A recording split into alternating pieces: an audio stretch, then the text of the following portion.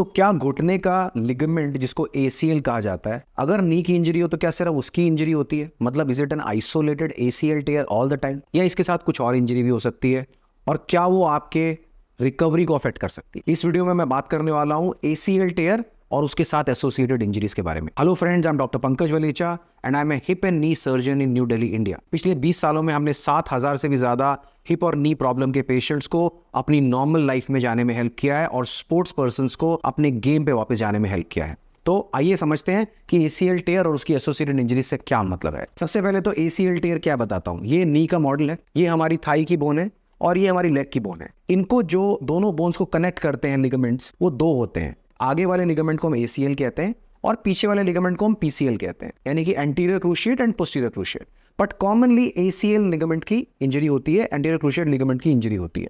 अगर isolated ACL tier हो तो आर्थ्रोस्कोपिकली कंप्लीट टियर को हम रिकंस्ट्रक्ट करते हैं या फिर अर्ली स्टेजेस में रिपेयर भी करते हैं। रिपेयर का मतलब ये होता है कि जो लिगामेंट जहां से टूटा उसको वहीं पर स्टिच कर दिया, और रिकंस्ट्रक्शन का मतलब हुआ कि आपके बॉडी से एक टिश्यू लेके दोबारा से ACL को बनाया गया और वो जो टिश्यू हमने लगाया वो ओवर द टाइम स्ट्रांग हो जाता है और लिगामेंट की तरह काम करता है। लेकिन इसके साथ साथ जो सबसे कॉमनली इंजरी होती है, जो कि ट्रीटमेंट के प्लान को भी चेंज कर सकती है और आपकी रिकवरी को भी चेंज कर सकती है, that is called meniscus tier. यानी कि हमारे नी में जो दो कुशन्स हैं जो शॉक एब्जॉर्बर कहलाते हैं, इनको मेनिस्कस कहा जाता है। कभी कभी नी की लिगामेंट की इंजरी के साथ ऐसी ट्विस्टिंग इंजरी होने में ये मेनिस्कस भी टियर हो जाता है, और अगर ये मेनिस्कस टियर हो जाए तो इसको भी हमें रिपेयर करना होता है ACL की सर्जरी के साथ। सो फर्स्ट ऑफ ऑल हमें पता कैसे लगेगा कि ACL टियर है या साथ में मेनिस्कस टियर या कोई और एसोसिएटेड इंजरी भी है? जब भी कोई पेशेंट हमारे पास नी इंजरी से आता है तो टिपिकली उसको दर्द होगा, घुटने में स्वेलिंग होगी, चलने में डिफिकल्टी होगी, और हम प्राइमरी फर्स्ट एड उनकी करने के बाद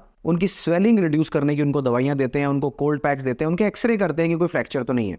वंस वी हैव एंश्योर्ड कि एक्सरे में कोई फ्रैक्चर नहीं है, then we let the swelling settle down. एक बार स्वेलिंग सेटल डाउन हो गई तो उनका एक MRI किया जाता है जिसको मैग्नेटिक रेजोनेंस इमेजिंग कहते हैं, जो कि एक असेंशियल इन्वेस्टिगेशन है आपके लिगामेंट टियर को या आपके मेनिस्कस टियर को पिक करने के लिए। उसके जरिए हमें पता लगता है कि ये मेनिस्कस टियर है कि नहीं है साथ में ACL टियर के, या सिर्फ ACL टियर है।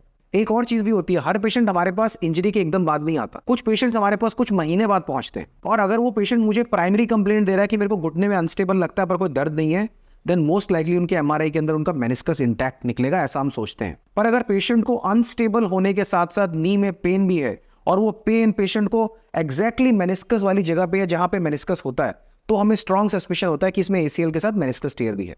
और अगर ऐसा है तो पेशेंट को MRI करके उसके हिसाब से ट्रीटमेंट किया जाता है। जब हम ACL रिकंस्ट्रक्शन करते हैं तो पेशेंट्स को बहुत जल्दी पूरा वेट डाल के चलना अलाउ करते हैं। उनकी रिहैबिलिटेशन, उनकी एक्सरसाइजेज, उनकी रेंज ऑफ मोशन बहुत जल्दी रिकवर करती है। While if I have repaired the meniscus, यानी कि मेनिस्कस को स्टिच लगा के अगर रिपेयर किया गया तो उसको कुछ समय तक प्रोटेक्ट करना पड़ता है, और घुटने की जो मूवमेंट है, जो नी की रेंज ऑफ मोशन है, जो घुटना हमारा मुड़ रहा है, सीधा हो रहा है, इसके लिए जो फिजियोथेरेपी है उसका प्रोटोकॉल अलग होता है और वो थोड़ा स्लो होता है।